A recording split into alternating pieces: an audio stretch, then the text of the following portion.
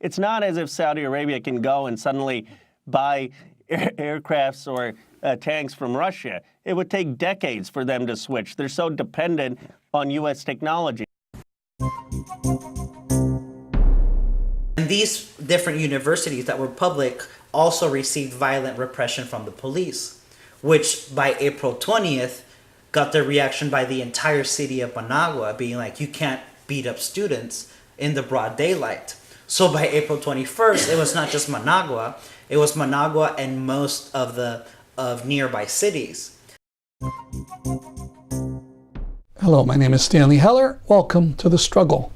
We begin with a court ruling in Israel demanding payment of over $11,000 to 3 Israeli teenage girls who successfully claimed that their artistic welfare had suffered because of a letter calling on the singer Lorde not to appear in Israel. The court is demanding the money from 2 New Zealanders who had the gall to insult the apartheid state by asking Lorde to abide by international calls for BDS, which she did. The letter from the New Zealanders appeared in a New Zealand website, The Spinoff. The effort is one of many Israeli lawfare attacks. Lawfare is the use of law and courts to trample rights and harass activists. The Israeli girls hope to soothe their loss of artistic welfare with bundles of money. But the New Zealanders are refusing to pay. One is Palestinian, one is Jewish. They won't come up with the money. As a matter of law, it's unclear how the Israeli court edict could be enforced on New Zealanders. But if the poor Israeli girls don't get their money, one shouldn't be surprised if their lawyers file a class action against all the hobbits and elves of New Zealand. So here we are in the Palestine Museum, which is amazing, as usual. And I'll be speaking to Ann Perry, who's the new executive director of the Tree of Life Educational Fund, which, as you know, comes out of the Old Lyme Church in Connecticut. Hi, how are you? Good. Thank you, Stan. How are you? So for those who don't know, tell us a bit about the Tree of Life. Tree of Life Educational Fund is a group that has been educating and engaging the public for many years on the Israeli-Palestinian conflict, trying to not only make people aware of the difficulties of living under occupation, but also bringing the beauty of Palestinian culture to the American public. And you're going to have a lecture series this month, October? Yes, we do an annual lecture series this year. The theme is Rachel's Children. We have 3 speakers. 3 set speakers. We actually have a couple of extra coming from Jewish Voice for Peace to one of the lecture series on Thursday at UConn School of Law, and another, Jeff Klein from JVP Boston, coming up in Cape Cod. But our 3 primary speakers are Ruba Awadallah from Defense for Children Palestine International, and so she will be speaking about children in military detention under military law in the occupied territories. 500 to 700 children a year arrested in Israel, which is obviously higher than anywhere else in the world. And it's pretty brutal, difficult circumstances there. Also, Iran Afradi from the Researching American and Israeli Alliance. He's the director there. He's also serves on the board for Breaking the Silence. And Lara Kaswani, who is her organization is called the Arab Resource and Organizing Center, and she works to help with Arab communities who are dealing with the impacts of Islamophobia. So it's a resource center there and community building.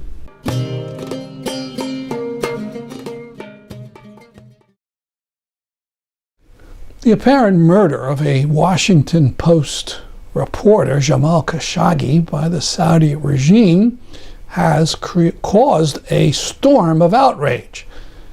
But Trump has said he doesn't want to do anything meaningful, like cut off arms sales to the Saudis, because that would jeopardize all those jobs created when we sell billions of dollars of weapons to kill Yemenis.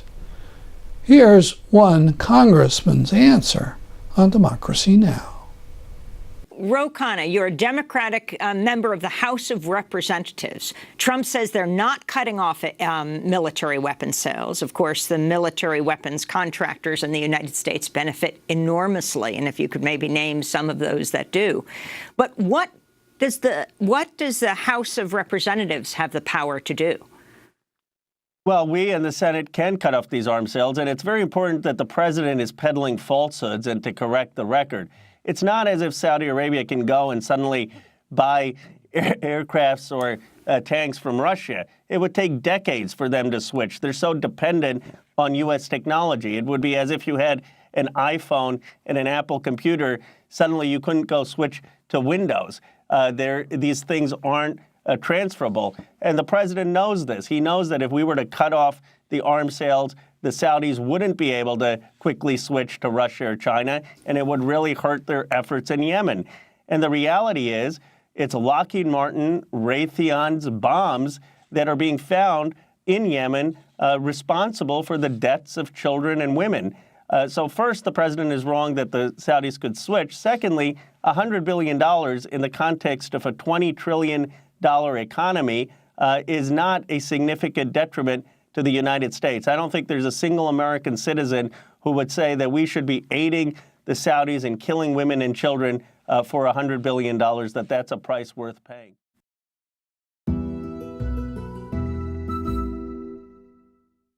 Now we'll talk about Nicaragua, where a popular uprising, for the moment, has been repressed. Over 400 are dead, mostly at the hands of the government of Daniel Ortega.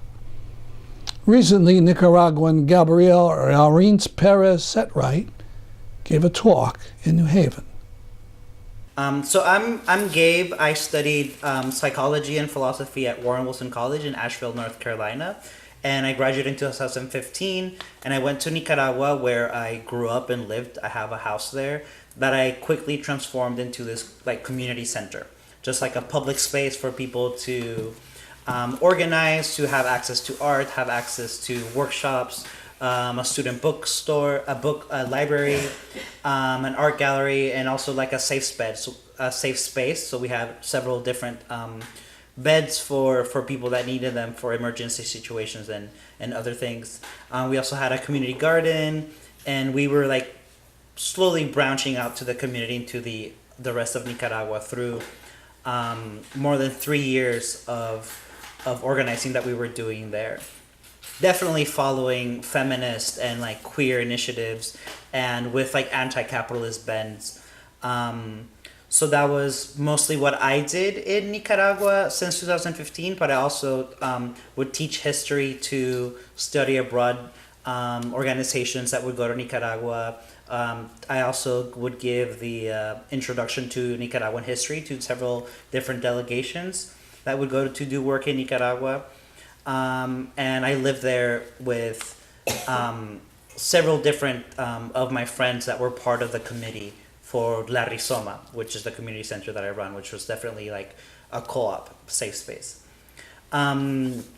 So that's kind of what I was doing. I have a background in writing, in art, in history, because both of my parents are historians as well, but also in being an organizer inside of Nicaraguan, of the organizing scene there. So I'll start, or maybe you want to No, go ahead. Okay. I'll do it. So I'll start from 2006. So basically, in 2006, it's when Daniel Ortega runs for election. Ortega was the president of Nicaragua in the 1980s. He led the Sandinista government in the 80s, but he was just the representative.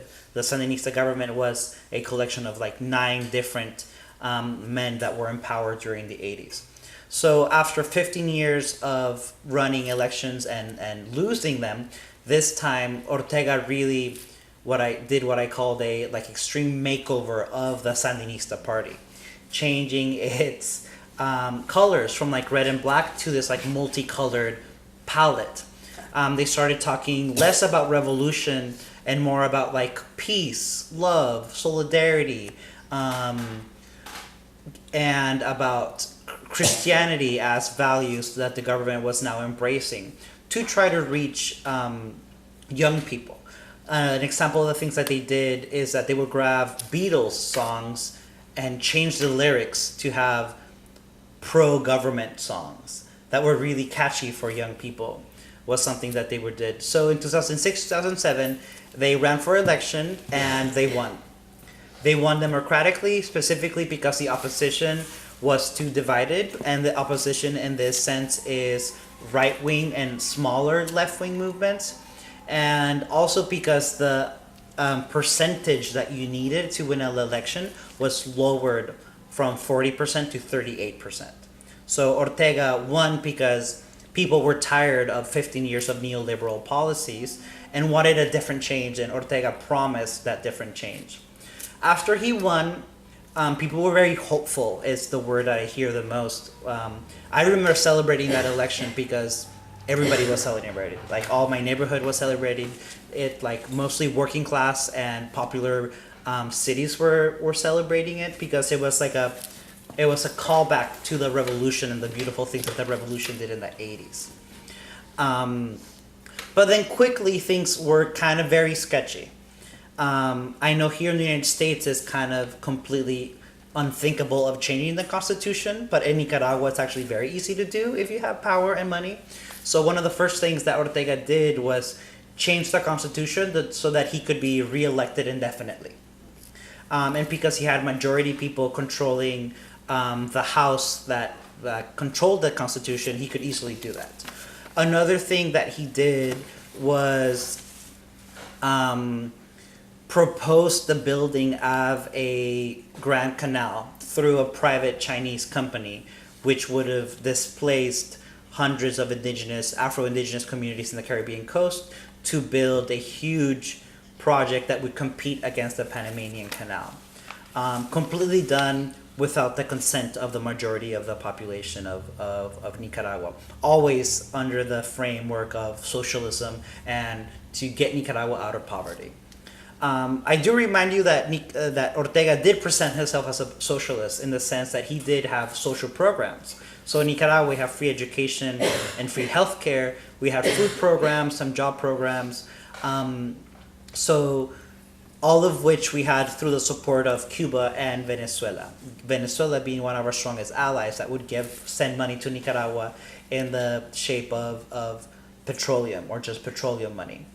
Also to remind you that in the mid 2000s, we had what's called the Pink Tide, which is the rise of socialist or center-left governments in Latin America, with Lula, Correa, Hugo Chavez, Evo Morales, all over. So Daniel Ortega was definitely part of that tide. But then things weren't going as people expected because some things were very problematic. Like number one, he definitely started to change the aesthetics of the city through, like, you started seeing pro-government propaganda absolutely everywhere in places that should be neutrals, like public parks or public hospitals or public high schools and elementary schools. You started to see the government flag, and the government started to printing the books for the school years that had pro-government like propaganda inside of the schools. So that started to worry a lot of people, that how in the way that Ortega was kind of co-opting everything. Other things that he did was that through his family and through concentration of power and wealth, he controlled about like 12 of like 15 media outlets. So most of his family owned the public television and the public radio stations that would only talk about how good the government was. So immediately you start noticing how the government is becoming more in tune to their own lines and kind of and like marginalizing any other kind of dissent. In terms of protesting in the streets, you didn't really hear much about it. I think we owe feminist organizations for protesting against every government since the 60s. So whenever they would protest, they would be confronted by the police. So protesting was really a part of our imaginary for young people, in my opinion, because Ortega would send pro-government party affiliates to do counter protests. But still, we need to celebrate the fact that campesino movements became really strong because they were the most affected by these new policies, new neoliberal policies. For example, mining companies started to have a larger presence because of Ortega. Also, the agricultural front and cattle front started invading indigenous territories. So there was a lot of backlash against these very extractive industries. So the campesino movement tied this kind of environmentalist and this like working class analysis into critiquing the state and the government, which was really, really powerful. So they had a lot of mobility. Other things that happened were what I call like the privatization of the social programs. So yes, we have free education and free healthcare, but you're going to get even more benefits if you pronounce yourself to be pro-government. For an example is like if you wanted to go to a public university, you would do a test and then you would get scholarships. But if you wanted even more scholarships, you had to become a part of the student union, which was supervised by the government. So young people felt that the government was kind of co-opting the autonomy of these universities. And autonomy is right now one of the biggest like war cries because it's what people want back. They want the government to be out of higher education and the government to be out of these public goods that should be accessible to all. So when people say that in April of this year was a spontaneous kind of reaction to the government, it actually has over 15 years of building discontent against not just Ortega, but against states in general, against governments in general, in my opinion. Kind of in Nicaragua, when you're compared to the states, in Nicaragua, people aren't really interested in electoral politics. I know here in the States, there's a lot of effort into getting people to vote and register to vote, and then you settle your differences in the elections. But in Nicaragua, we all know who was going to win. Ortega was going to win because Ortega controlled the electoral college, per se, in the Nicaraguan equivalent. And the other reason people weren't interested in electoral politics is because the opposition, the political parties, were either really right-wing or like old school left-wing that weren't really interested, like they weren't really attractive to young organizers because it involved following these very hierarchical lines of power and of decision making. So that's why we didn't do a lot of electoral kind of advocacy, for example. So in this year, after now Ortega's been in power for over 10 years, and he just recently announced that his wife, the first lady, is now the vice president. People started noticing more and more concentration of power with his family. So this is definitely became like a family political party kind of business because they were also getting a lot of wealth. In terms of the economy, there's this weird sense of sustainability and growth that comes through authoritarianism. It was like the economy was stable and fastly growing because the doors were open for private investments, specifically from the U.S. and also in the tourist sector. Nicaragua had one of the most highest growing tourism industry in Central America, specifically because Costa Rica is way too expensive, and Costa Rica is kind of boring, if you allow me to add. And Nicaragua was just like a lot more exciting. We have volcanoes, we have lakes, we have earthquakes, we have revolutions, we have poetry. So, and it's really, really cheap. So a lot of tourists really like to go to Nicaragua. So that was something that the government was really celebrating, this sense of growth. But then it depends on who you ask, because if you ask rural campesina women that had the highest rates of femicide, things weren't doing so well. And if you actually go to these colonial cities where tourism was really big and ask who owned these businesses, there were mostly foreigners that actually owned the businesses. But of course, a lot of Nicaraguans benefited from tourism. So that was the kind of the model that Ortega was perpetuating. Everything is fine. We're enjoying this time of abundance, of economic stability. We had really low crime rates compared to El Salvador, Honduras, and Guatemala, which have the highest crime rate in the region. So there was a relatively stability. But of course, things were really boiling under the surface. And it culminated in April 2018, this year, so 5 months ago, where there's this environmental movement, which I was a part of, that was protesting a poor response to this fire, a fire that was happening in an indigenous territory called Indio Maíz, a fire that was created by illegal cattle ranchers that were there illegally under the consent of the government to expand their businesses. So this fire went on, and the government didn't react necessary because it involved talking about indigenous rights and land sovereignty and about the entire economic model based on extractivism. So we were protesting that for about 10 days, doing manifestations in the streets, specifically from the university, with university students. And then in the middle of that, Ortega decided to pass a reform in the Social Security, which would affect a lot of people, just increasing the rates that people had to pay. So that triggered a lot of activism around Social Security reform, which triggers back something that happened in 2013, which there were also protests about Social Security reform. So what happened in April 18 was that the environmentalists and the Social Security reform activists got together and did one big protest in a new site that has never been politicized before.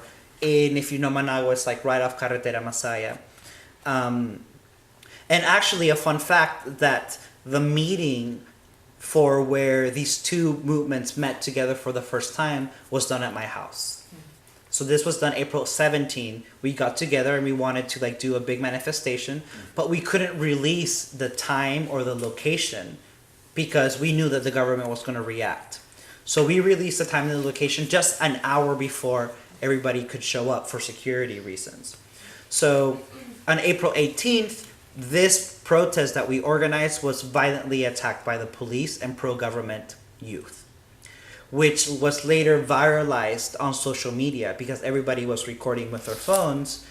So that April 19th, we had the solidarity of 3 different public universities that were protesting the same things that we were protesting. And these different universities that were public also received violent repression from the police, which by April 20th got the reaction by the entire city of Managua being like, you can't beat up students in the broad daylight. So by April 21st, it was not just Managua, it was Managua and most of nearby cities that were reacting against the violent repression that they saw on television. So Ortega at each point could have intervened and dialogued, but he kept reacting with violence. And the people, instead of retreating, said, enough is enough. It's now or never. We have to all go out and try whatever we can, no longer to protest the environmental catastrophe that happened in Indio Maíz, or no longer to protest Social Security reform, but now to protest 10 years of authoritarian government, of nepotism, of corruption, of lack of transparency, of no political representation or participation. So all of the things culminated in now 5 months of active protests against the government. Some of the strategies that have been used that at the beginning were most effective were occupation of universities, of public universities, because public universities were were calling for autonomy. They didn't want the government to be involved in what kind of courses they could take or what kind of professors they had.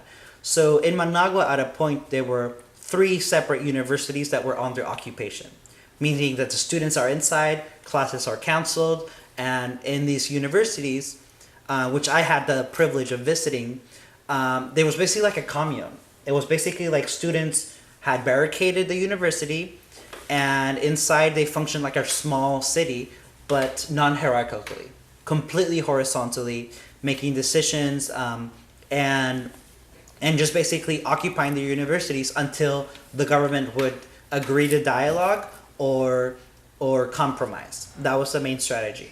The other strategy was road blockades, because a way to cause economic frustration was through blocking the main economic routes through that transportation would happen. So at a point, there were over 300 road blockades, which in Nicaragua we call tranques. Basically, it's a road blockade that a local community would administrate and prevent cars from going through. But this would affect absolutely everyone, but it was a way to suffocate economically the government. At the same time, there were daily protests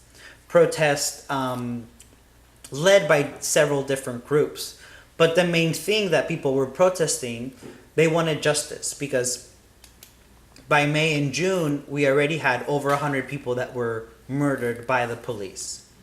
By July, it was another huge wave of attacks to barricades and to universities. So the opposition at this point is very, very diverse, because the joke goes that Ortega's the only one capable of bringing together such different sectors. Like in one march, you had feminists marching right next to the Catholic Church, right next to campesinos, right next to students, right next to unions, right next to the private sector too. So the opposition is this really large, plural movement that the thing that they have in common is that they don't like Ortega and they want Ortega out. So there's been several different strategies that the opposition has tried to do. We tried to have a dialogue with the government, just say, let's negotiate our needs and your needs, and we'll find a way out. And we want elections. We want transparent elections so that we can present our political platform and we could just let the people decide. The government rejected that. Another strategy is international pressure. So in the UN and in the Organization of the American States, the Nicaraguan people have the majority of the support, where people that support Ortega are Venezuela and Cuba and some other countries that are related to Venezuela or Cuba. So in the international kind of sphere, everybody agrees that Ortega has committed crimes against human rights and that we need a safe transition into a different kind of political field. One of the tensions that are really difficult is like people keep asking us, but what's happening? What's going to happen next? What kind of future will Nicaragua have? Who's going to lead the country after Ortega? We just don't know, because we've been so preoccupied with surviving. We've been so preoccupied with making sure that we're safe in our communities that we haven't really had a chance to propose or to organize, because it's quickly harassed by the government. So right now, I think the opposition is being very pragmatic, saying like, first, let's work together until Ortega leaves, and then we'll decide what happens. If we want a transitional government or if we want another kind of political structure, we can't have the privilege to invest in that because Ortega's still here and we're still getting harassed and attacked in the streets. That's our program for today. See you next week at this time. I'm Stanley Heller for The Struggle.